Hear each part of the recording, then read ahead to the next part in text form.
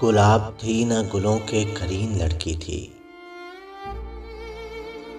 गुलाब थी न गुलों के करीन लड़की थी, मगर वो शहर की सबसे हसीन लड़की थी।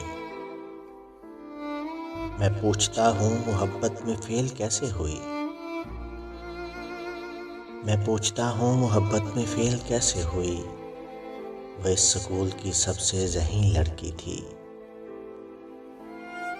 तवाफ करती निगाहें वहीं ठहर जाती।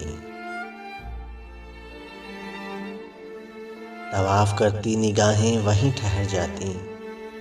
बहुत नफीस, बहुत खुशजबीन लड़की थी। और उसके बाद तो फिल्में फ्लॉप होने लगी। और उसके बाद तो फिल्में फ्लॉप होने लगीं। तमाशबीनों का शायद वो सीन लड़की थी।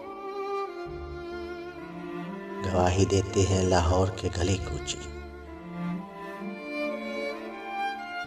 गवाही देते हैं लाहौर के गली कूचे।